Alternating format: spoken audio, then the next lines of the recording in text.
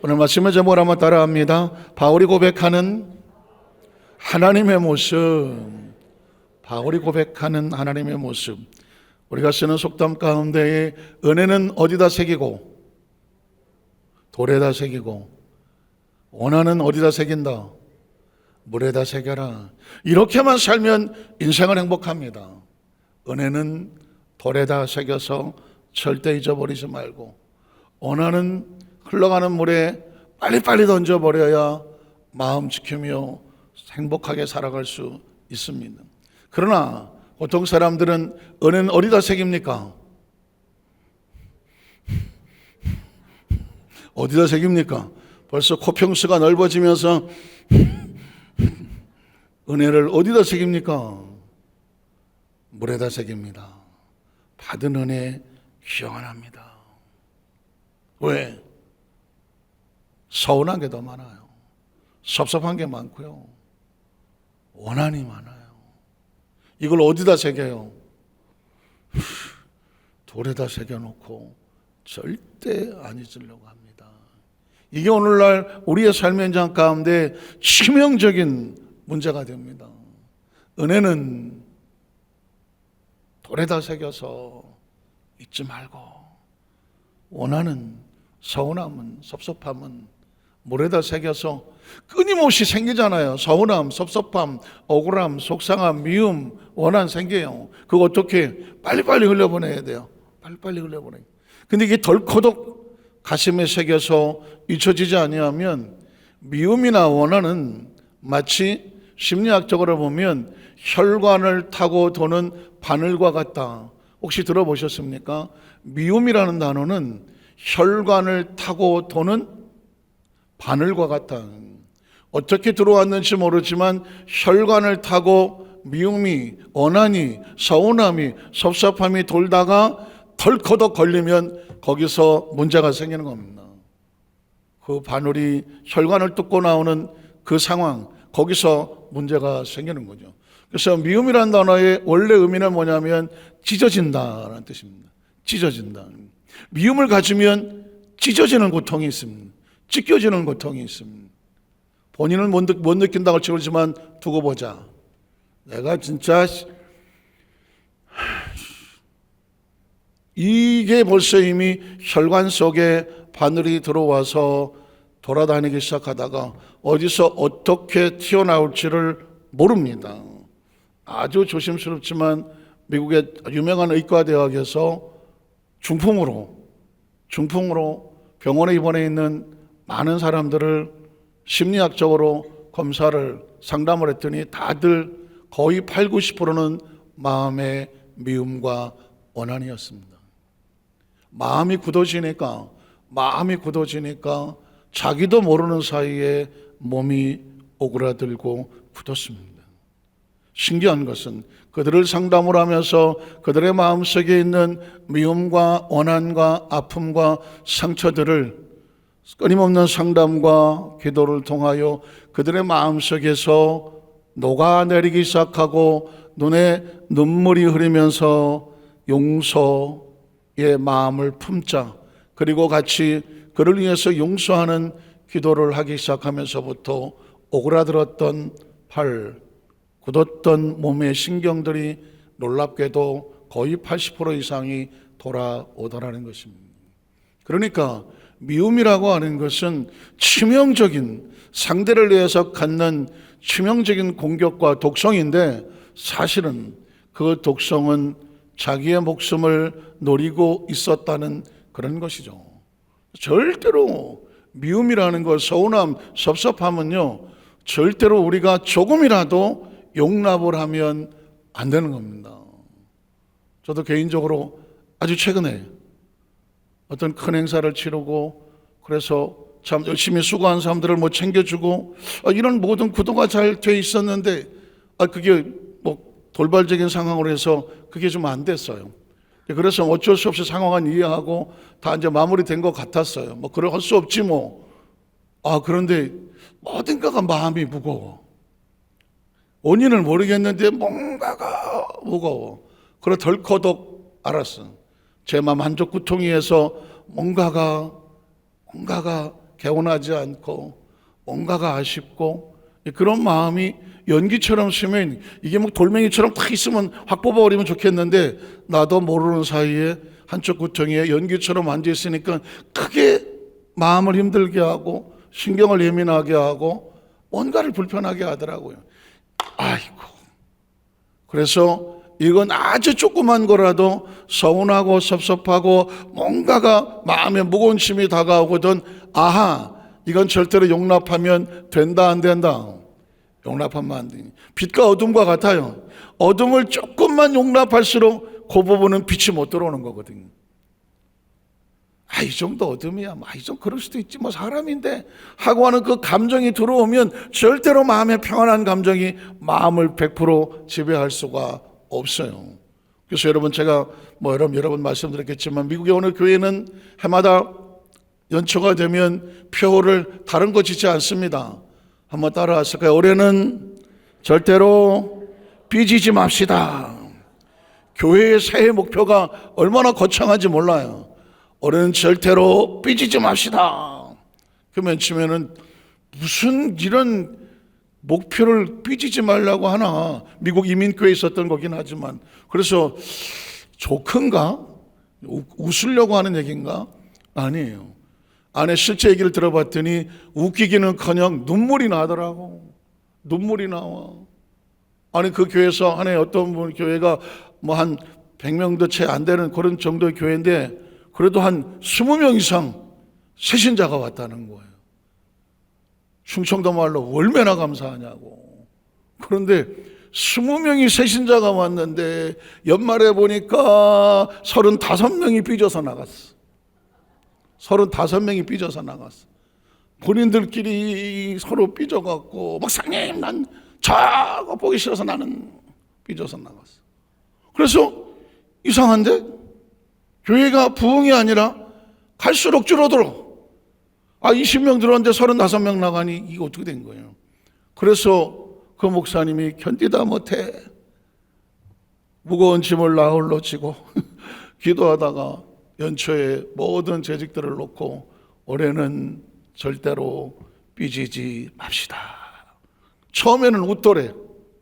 그런데 상황을 설명하고 나니까 우리가 지금 무슨 짓을 하고 있나 이런 생각이 드는 거예요. 이건 개인적인 신앙생활도 마찬가지고요. 우리의 삶의 봉사와 헌신도 마찬가지예요. 봉사하는 사람은 은혜로 하는 거거든요. 근데 봉사를 하다가 보면 우리가 선교 헌신이 하지만은 일찌감치 와야죠. 헌신해야죠. 늦게 가야죠. 하루 종일 서 있어야 되죠. 쉬운 일은 아니에요. 다 밝게 웃어지지는 않아요. 어쩌다 보면 슬쩍슬쩍 부딪히는 일도 생길 수가 있어요. 서운할 수 있는 거예요. 그리고 봉사라는 게 누군가 나를 좀 알아줬으면 얼마나 좋겠어. 그래야 힘도 나는 거 아니겠어. 알아주기는커녕 서운하고 섭섭하다는 소리 한마디만 들어와도 주저앉는 게 그게 봉사거든요. 그러니까 봉사는 은혜가 아니면 안 되는 거예요. 봉사가 은혜가 아니면 끝까지 은혜를 붙잡는 게. 어느 직분도 마찬가지예요. 마귀는 딴 거 하지 않습니다. 마귀는 놀고 먹는 놈이에요. 그놈의 자식은 딱 하나예요. 슬쩍 삐지게 만듭니다. 삐지게 만들면 인간은 스스로 알아서 나가 떨어져. 에덴 동산은 삐져서 무너진 곳입니다. 하나님이 네가 그렇게 중요한 존재면 선악을 알게 나무를 왜 먹지 말라 그러냐? 선악을 알게 나무 열매를 먹으면 눈이 밝아져서 누구처럼 된다? 하나님처럼 돼. 하나님은 말이야 겉으로는 너를 사랑한다고 말하지만 가장 좋은 거는 안 주시는 거거든. 그 말을 듣는 순간에 아담과 하와가 하나님을 바라보는 관점이 달라지죠. 관점이 달라집니다. 선악과가 문제가 아닙니다. 사실은 하나님이라는 분이 너를 최상의 작품으로 만드셨다고 생각하지만 진짜 소중한 것은 너에게 안 주신 거야. 맡기지 않은 거지. 넌 그렇게 하나님 앞에 중요한 존재가 아니거든. 이 소리 듣는 순간 어때요? 사람은 칼과 총에 맞는 것보다 말에 맞는 게 더 무섭습니다. 보이지 않고 누구도 모르는데 던져놓은 말 한마디가 나에게 치명적인 말을 상처를 주고 돌아가서 그것이 삭혀질 때까지 얼마 동안 오래 남아있는지 모릅니다. 아담과 하와, 특별히 하와는 그래서 선악과를 바라보는 순간 이전까지는 하나님에 대한 존경과 믿음과 신뢰로 바라봤지만 이제 하나님에 대한 신뢰가 무너지고 서운함이 생기니까 무슨 생각이 듭니까? 따먹으면 어때? 먹으면 어때? 보기만 좋구만. 먹음직한데? 저거 먹으면 하나님처럼 눈이 밝아진다고? 그래.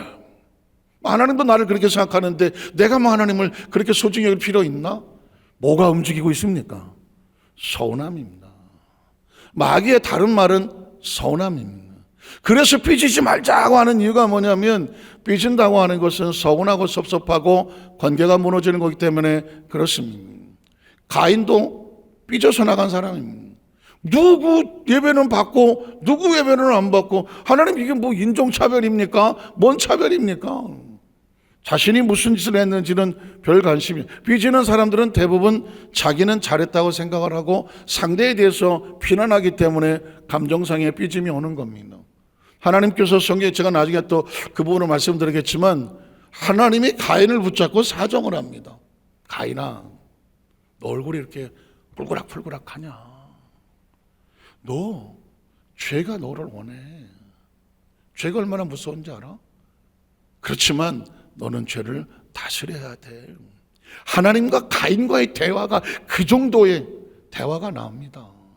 그럼에도 불구하고 가인은 무슨 소리 하십니까? 내가 뭐 아우나 지키는 사람입니까? 그리고 가인 아벨을 불러서 돌로 쳐서 죽였다. 이 이야기는 쳐 죽였다는 것은 행동으로 보이지만 이미 그 마음에 서운함과 섭섭함으로 하나님과의 관계가 무너져 내린 상태를 보여주는 겁니다. 사람은 마음이 무너지고 심령이 무너지고 하나님과의 관계가 무너지면 무슨 짓을 할지는 아무도 모릅니다. 그런 식으로 가만히 보면 하나님과 관계가 무너졌던 사람은 대부분 다 그들의 심리 상태는 다 삐져 있습니다. 서운해 있습니다. 왜 내 뜻대로 안 되는데? 왜 내 마음대로 안 되는? 가룟 유다도 역시 서운했습니다. 신앙생활에 제가 이 이야기를 드린 이유는 100년을 세워놨던 그 정성이 무너지는 데는 몇 초도 걸리지 않는데 서운하면 한 방에 날아갑니다. 서운하면 한 방에 날아갑니다. 어제까지 무슨 뭘 어쩌고 저쩌고 하던 털커덕 마음에 서운한 한 방을 맞으면 그 다음부터는 의욕도 없고 마음에 뭐 하면 뭐 되겠어. 알았습니다. 네, 알았고요. 예, 기도해 볼게요. 예. 벌써 딱 보면 얼굴이 벌써 그분의 얼굴에서 보이는 게 이게 나오잖아요. 그러니까 우리가 신앙생활 하면서 이건 남의 이야기가 아니라 나의 이야기거든요. 가룟 유다가 왜 예수를 팝니까? 가룟 유다 열심히 했습니다. 오죽하면 재정을 맡깁니까? 그 예수님 아시는 거예요. 그런데 가룟 유다의 생각은 왜 하나님 예수님은 이스라엘 민족의 로마의 식민지로부터 왜 자유를 안 주냐? 이 나라가 자유를 얻어야지. 열심히 독립투사였어요. 가룟 유다는 독립투사예요. 이스라엘 민족의 독립군이라고요. 근데 예수님은 내 나라는 이 땅이 아니다.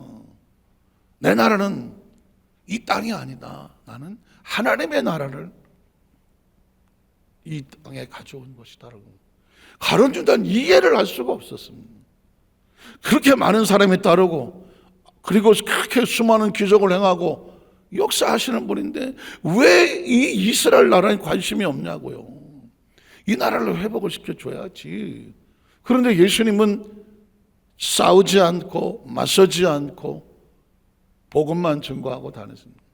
가룟 유다는 생각하는 겁니다. 예수를 팔아서 로마의 병정의 코너에 몰아넣으면 예수가 자기가 살기 위해서라도 뭔가를 하지 않겠나. 그러나 가룟 유다의 기대에 전혀 다르게 예수는 십자가에 몸짓겨 피 흘려 죽습니다. 그리고 부활하셨습니다.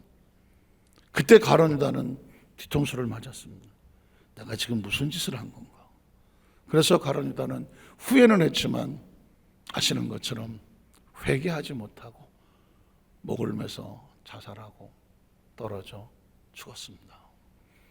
그래서 우리 신앙생활에 가만히 보면 한마디로 내가 앞으로 내 인생의 삶을 살아가면서 나는 어떻게 내 삶의 주관을 가지고 무엇과 싸워야 되나? 서운함과 싸워야 됩니다. 뒤집어 말하면 난 싸우기 싫어. 싸우기 싫으면 은혜를 붙잡으십시오. 서운함의 반대는 은혜입니다. 은혜를 붙잡고 있으면 서운할 일이 없습니다. 은혜를 놓치기 때문에 서운함이 다가오는 겁니다. 오늘 성경 속에 들어갈 때에 바울은 처절하게 은혜 이야기를 할 겁니다. 은혜 이야기를 하거든 이게 나름 바울도 은혜를 붙잡지 않으면 못 견뎌냈다면 오늘 저와 여러분도 마지막 이 땅의 삶을 마치고 하나님께 가는 그 순간까지 마지막 우리가 붙잡아야 될 것은 은혜예요. 내가 은혜가 있는지 없는지 여러분 스스로 얼굴 보시면 알아요. 감사하다. 감사하다. 이런 사람은 입꼬리가 이렇게 올라갑니다. 한번 올려보시겠어요? 안 하셔? 이거 하여튼 하셔야 돼요. 이거 여러분이 정말 무병장수하시고 정말 백세를 누리시려면 뭐 하시라? 하셔야 돼요. 저 오늘도 했어요. 이게 자꾸 처지려고 그래요. 뭔가 서운하려고 그러고 뭐가 감정이 힘들고 뭐가 좀 내 생각대로 안 되고 그럼 어떻게 돼? 그래요. 그런데 이거를 바로 잡으려면 어떻게 돼요? 1000번을 웃고 1000번을 감사해라. 한번 따라하세요. 1000번을 웃고 1000번을 감사해라. 1000번이라는 숫자가 어마어마해 보이지만 하루 매 순간 호흡을 치면서 오늘 하루 동안 1000번만 숨을 쉬었겠어요? 하나님 감사합니다. 감사합니다. 그것도 시간이 없거든. 하셔야 돼요. 그 순간 마음에 뭐 힘들고 어렵고 답답한 것들이 무너져 내려가면서 하나님 난 오늘도 또 웃습니다. 하나님 감사합니다. 그래서 우리 여도산자교회 성도들은 미소 천사 미소 꼭 하십시오. 그게 우리를 살립니다. 자, 이걸 집어넣고 들어가면 이제 바울이 고린서 16장 15절 18절 이하를 보면 마지막 고린서를 마무리 치면서 바울은 이렇게 합니다. 왜 할까요? 마지막을 고맙고 감사함을 고백합니다. 형제들아 스데바나의 집은 곧 아가의 전열배요 또 성도 섬기기로 작정한 줄을 너희가 아는지라. 내가 너희를 권하노니 이 같은 사람들과 또 함께 일하며 수고하는 모든 사람에게 순종하라. 내가 스데바나와 부드나와 아가에 온 것을 기뻐하노니 그들이 너희 부족한 것을 채웠음이라. 그들이 나와 너희 마음을 시원하게 하였으니 그러므로 너희는 이런 사람을 알아주라. 지나온 사역 속에서 나와 함께 했던 사람, 나의 기쁨이 됐던 생각만 해도 웃음이 나게 하는 사람 하십시오. 16장 23절 24절에 보면 바울은 마지막에 축도하듯이 그들을 향한 간절한 축복 기도를 합니다. 주 예수 그리스도의 은혜가 너희와 함께하고 그리고 나의 사랑이 그리스도 예수 안에서 너희 무리와 함께할지어다. 저와 여러분의 기도의 마무리는 인생을 살아가면서 내가 정말 소중한 사람들, 귀한 사람들, 나와 함께 사역을 하면서 도왔던 사람들, 그리고 나의 기쁨이 되고 시원함이 됐던 사람들, 한 시대에 우리가 이도수 환상교회 만나서 우리가 한 열차를 타고 천국 가는 것 동안에 앞서거니 뒤서거니 여러 일도 많이 있었지만 그때 우리가 함께 손잡고 그 일을 해냈어. 그렇게 세웠어. 우리가 같이 가서 우린 동역자들이야. 그런 생각을 하면서 하나님 그 모든 헌신한 사람들에게 그의 은혜가 넘쳐나게 하여 주시옵시고 나의 사랑이 그리스도 예수 안에서 우리 모든 우리 아는 사람들에게 함께 있게 하여 주시옵소서. 이렇게 고린도서가 마무리 짓고 나면 이제 새로운 두 번째 편지로 고린도서로 넘어갈 때에 또 놀라운 것은 이제는 하나님의 은혜로 출발합니다. 첫 시작은 하나님의 은혜로 출발하고 마무리는 함께한 사람들을 향한 사랑으로 마무리를 합니다. 자, 첫 번째로 하나님의 뜻으로 사도된 바울의 고백을 한번 보겠습니다. 자, 이렇게 되면 그냥 설명하고 넘어갈게요. 고린도서 1장 1절 이렇게 말합니다. 하나님의 뜻으로 말미암아. 한번 따라하시게. 하나님의 뜻. 하나님의 뜻. 바울은 자신이 사도가 되어서 선교하며 사명을 하는 데서 제일 중요한 것은 누구의 뜻이다? 하나님의 뜻입니다. 오늘 저와 여러분이 나는 누구인가? 스스로 여러분이 자신의 모습을 생각할 때에 내가 누구인가를 생각하려면 나는 누구의 뜻으로 여기 이 자리에 와 있는가? 한번 따라하시까. 나는 누구의 뜻으로 여기까지 살아왔으며 지금 이 자리에 있으면서 무엇을 하고 있는가? 누구의 뜻이에요? 하나님 뜻입니다. 근데 우리의 이 존재의 정체성을 갖다가 내 마음속 스스로 확고하려고 하면 하나님의 뜻이에요. 이 하나님의 뜻이라고 하는 것이 머리부터 발끝까지 나를 마치 척추처럼 붙잡고 있어야 내가 유유하게 그리고 자신만만하게 그 뜻 안에 붙잡혀서 나아갈 수 있도록 만들어 주시는 거거든요. 난 하나님의 뜻이다. 여러분과 제가 각자 우리 장로님들 계시고 권사님들, 안수집사님들 재직들이 있잖아요. 재직 임명할 때마다 꼭 뭐 합니까? 서약을 하잖아요. 서약을 합니다. 이게 의미가 있을까요? 도대체 이거 왜 하는 거야, 이거 서약? 서약을 왜 하는 거야? 이건 한마디로 말하면 나는 하나님의 뜻으로 이 사명, 이 직분을 받았습니다. 지금 나에게 사명과 직분을 주시는 분은 하나님이십니다. 난 이제 하나님 앞에 있습니다. 그 하나님의 뜻이면 무조건 순종합니다. 하나님의 거룩한 공동체를 위해서 나는 하나님의 뜻에 따라서 사명을 감당하겠습니다. 그 하나님의 뜻으로 나를 지키시고 뜻대로 사용하여 주시옵소서. 이 결단과 각오거든요. 그게 하나님의 뜻이라는 것입니다. 내 뜻이 아닌 사명자는 내 뜻이 없습니다. 하나님, 바울은 그 얘기를 고백합니다. 내가 여기까지 와서 하는 모든 것은 누구의 뜻? 하나님의 뜻. 그리고 그로 말미암아 그리스도 예수의 사도된 바울 자신의 정체성입니다. 나는 누구인가? 예수 그리스도의 사도된 바울 이렇게 말합니다. 당신은 누구입니까? 라고 말했을 때 나라고 하는 존재에 반드시 붙어야 될 것은 뭐냐? 예수 그리스도. 나는 예수를 믿는 크리스찬입니다. 예수 그리스도의 그 믿음으로 말미암아 공동체를 섬기고 있는 나는 집사님입니다. 나는 안수집사입니다. 권사입니다. 장로님입니다. 또 주의 종들입니다. 성도입니다. 이게 나라고 하는 존재에 대한 예수 그리스도라고 하는 소속감입니다. 이 사명의식이 정말 중요해요. 예수 그리스도의 사도된 바울, 저와 여러분이 그냥 나는 나가 아니라 예수 그리스도의 일꾼, 예수 그리스도의 성도, 예수 그리스도의 사명자, 예수 그리스도의 하나님 나라를 위해서 세워진 귀한 존재, 이걸 머릿속에 집어넣어야 뭘 하게 되냐면요, 힘들어도 다른 일이 있어도 내 사명과 자리를 지키게 돼요. 그래서 봉사가 중요하고 직분이 중요하고요, 사명이 중요한 거예요. 왜냐하면 그게 나를 살려요. 제가 아주 오래전이긴 하지만 여러분이 그 얘기 들었잖아요. 독소 생각나세요? 독소 생각나세요? 독소. 옛날엔 독소로도 안 그러고 독소라고 그랬는데 독소 그랬습니다. 독소라는 지역은 그게 강동 하남 넘어가면은 옛날 유원지 막 그러잖아요. 아니 제가 중부등부 교사를 하면서 20대 때인데 너무 배가 고파서, 아니 저 의정부 살 때였는데 5시에 나오거든요. 그래갖고 7시 반에 도착을 해갖고 8시부터인가 아침 예배 드리고, 그리고 이제 9시부터 중등부 상임 예배 드리고, 또 9시 반에 10시 반 끝나면 11시에 어른 예배 드리고 12시 반 돼요. 그러면 12시 반에 와서 점심을 먹어야 되는데 300원짜리 도시락을 하나 주거든요. 300원 딱 요만한 것 같아요. 요거 몇 숟갈이면 뒤에 다 들어갈 것 같아요. 요거. 2-3번이면 날름 먹어놓고 반찬은 2가지 뭐 3가지. 야, 너무 배가 고픈 거예요. 세상에 제일 치사한 게 남이 먹는 거 쳐다보는 건데, 다른 선생님들은 아유 나 밥맛이 없어서 이러고 있는데 그러면 나눠주지, 뭐 그런 생각이 들 정도였어요. 그런데 한 6개월을 해보니까 너무 배가 고파서 안 되겠어. 그래서 작심하고 다음 주부터 봉사를 못하겠다. 그렇지 않나 성가대 가고 싶었는데 예루살렘 성가대로 가야 되겠다. 그렇게 마음을 먹었어요. 근데 그날따라 중등부 장로님이 광고를 하시면서 다음 주에는 독서로 교사 야유회를 갑니다.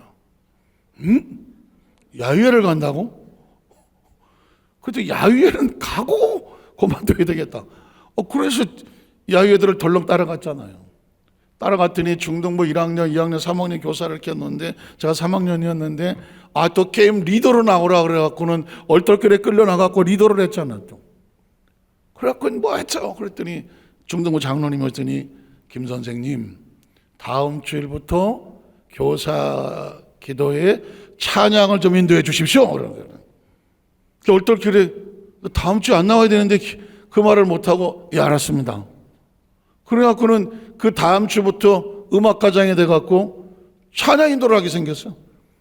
한 주간 내내 고민을 해갖고 그냥 찬송을 준비해갖고 30분 동안 하는 거예요. 교사들 뭐 한 100명 가까이 되나 있는 놓고 찬양 인도를 하는데 첫날 찬송할 때 내가 얼마나 떨었던지 입술이 다다다다다다다 떨려갖고 그때 찬양 잊어버리지도 않아. 주여 이 죄인을 예수야 왜 이렇게 높은 거야 이 죄인을 이건 얼마나 그걸 하는데 막 여기가 다다다다다 그렇게 그냥 찬양 인도 30분 하고 와서 앉아있는데 이 장로님이 수고하셨다고 앞으로 계속 하시라고. 그래서 다음 주부터 도망가려고 그러다가 붙잡혀갖고 그렇게 얼마를 했느냐 4년 6개월을 찬양 인도를 했어요. 4년 6개월을. 그때 제가 엄청난 걸 깨달았죠.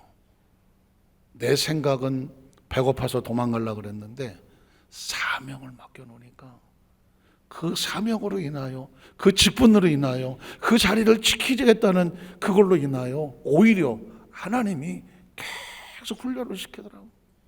엄청난 훈련을 4년 6개월 동안에. 그래서 제가 나중에 목회를 할 때 보니까 찬양에 대한 모든 것은 그때 배운 거예요. 여의도 대성전에서 1시간씩 찬양 인도하죠. 오산의 기도원에서 1시간씩 넌스톱이에요. 그때는 1시간을 그냥 완키로 1시간 가는 거예요.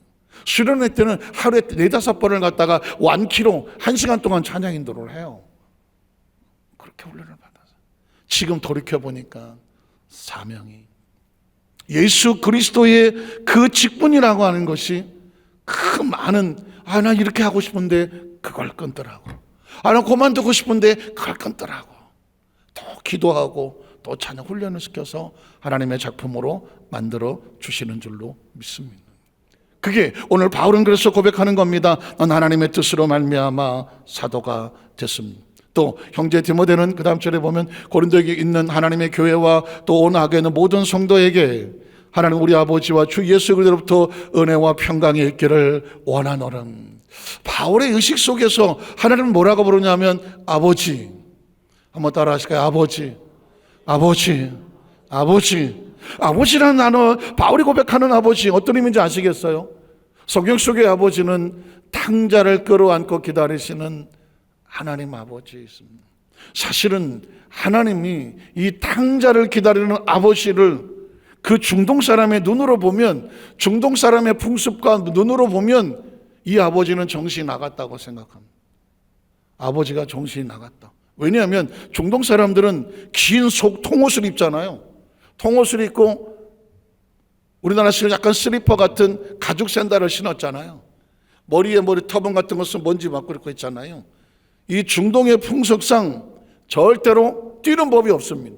왜냐하면 뛰려면 이 통옷 같은 거, 성가대 가운 같은 거, 긴 거, 그거를 입고 그거 뛰어져요? 안 뛰어지거든요. 그게 절대로 뛰지 않아요. 그리고 중동의 풍습상 누가 뛰면은 무슨 죽을 일이나 나지 않는 한 저 사람 왜 저래? 이렇게 손가락질 받을 상황이거든요.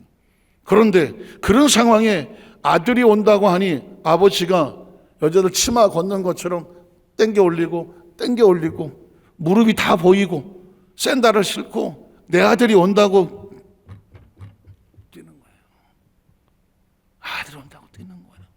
옆에 보는 사람들이 저 뭐야? 채신머리 어깨. 이 사람이 나이값을 못하네. 참 동네 창피해서 저 사람 누구야 저거. 그러는 상황이에요. 근데 이 아버지에게 그게 들어와요 안 들어와요? 안 들어와요. 누가 오는데?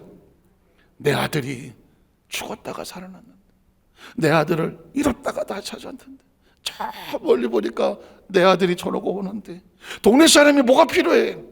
체면이 뭐가 필요하냐고, 남들이 손가락질하는 게 뭐가 필요하냐고, 누가 돌아오는데 내 잃었던 자식이 돌아오는데. 그래서 아버지는 옷을 땡겨 올리고 무릎팍이 다 보여도 샌들을 신고 뛰는 거예요. 동네 사람들이 다 쳐다보는. 그리고 쫓아가서 아들을 끌어안고 통곡을 하는 거예요. 내 아들아. 이게 아버지인 거예요. 거기에 무슨 비판이 있어요? 정죄가 있어요? 손가락질이 있어요? 이제 돌아왔으니까 살았어. 돌아왔으니까 살았어. 이게 아버지예요. 성경 속에서 하나님 아버지에 대한 인식이 이 바울도 탕자였잖아요. 이렇게 지독한 탕자가 어디 있어요? 그런데 안아서 그를 복음을 증거하는. 그래서 그 중동의 관점으로 보면 이 아버지를 뭐라고 부르냐면 탕부 아버지라고 불러요. 탕부 하나님. 자식이 탕자인데 아버지도 탕부야. 인간적인 당시의 풍습과 율법으로 보면 이건 채신머리도 없고 예의도 없고 사람의 기본도 없고 이건 뭐야, 쌍놈도 아니고, 이렇게 부터 취급당하는 거예요. 그런데 내 자식이 살아 돌아오는데 뭐가 그렇게 필요해? 다 필요 없어. 아버지는 그런 아버지인 거예요. 그런 인식이 있지 않고 하나님 우리 아버지라고 말할 때 그 아버지는 그런 개념이 없다면 눈물이 안 나는 거죠. 아버지와 주 예수 그리스도부터 은혜와 평강이 있기를 원하노라. 말씀을 정리하기를 원합니다. 바울의 의식 속에 제가 수요예배 때는 이제 빌립보서를 하고 복중 서신을 하고 그러는데요. 사실 바울의 서신에 흐르고 있는 것은 바울은 가는 데마다 정말 좋은 동역자를 만나서 바울이 도와주는 진짜 훌륭한 동역자들이 있었지만 그렇지 않은 사람은 바울을 쳐서 죽이려고 왼수처럼 쫓아다녔거든요. 수없이 많이 태장을 맞고 돌에 맞았고 짐승도 만났고 뱀도 물렸고 그 다음에 유라굴란 강풍도 만났고 옥중에 갇혔고 복음을 증거하기 위해서 별의별 고통을 다 겪었어요. 그런데 그걸 놓지 않아요. 놓을 수가 없어요. 포기할 수가 없어요. 나 안 해. 갈 수가 없어요. 왜냐하면 더 큰 은혜가, 그 더 큰 아버지의 은혜와 그리스도의 사랑이 바울을 붙잡고 있었기 때문이죠. 오늘 이 시대 속에서 저와 여러분을 감옥에 가두는 사람은 없어요. 그런데 감옥보다 무서운 게 뭔지 아세요? 괜찮아. 그냥 하고 싶은 대로 해. 시간이 괜찮아. 오늘부터 하면 다음에 하지. 굳이 그렇게 열심히 해야 돼? 또 뭐 알아준다고 너 그렇게 한다고 누가 알아주겠어? 그렇게 헌신한다고 누가 알아주겠냐고. 항상 인생이 그런 거지 너나 그렇게 열심히 하겠냐? 너 잘났다고 너만 그렇게 열심히 해? 남들도 다 적당히 해. 요즘 세대가 어떤 세대인데 그렇게 열심히 하고 미친놈처럼 믿고 다닐 게 뭐가 있어? 그럴 필요 없어. 이게 무서운 겁니다. 이게 무서운 겁니다. 차라리 감옥에 쳐놓고 하나님만 바라보게 했다면 오히려 그런 사람은 신앙으로 살아요. 그러나 아주 완벽한 자유를 던져놓고 너 하고 싶은 대로 하고 있는 사람들은 스스로 움직이지 못할 정도로 가라앉아버린 사람들은 죄송한 얘기지만 그대로 끝나버리는 거예요. 그래서 오늘 저와 여러분의 삶의 장 가운데 오늘 말씀을 가슴에 끓이면서, 지금은 어떤 시대냐면 마치 이렇게 채를 틀어서 애들 유치부 찬양하는 것처럼 키를 까불어서 껍데기는 밖으로 알맹이는 안으로.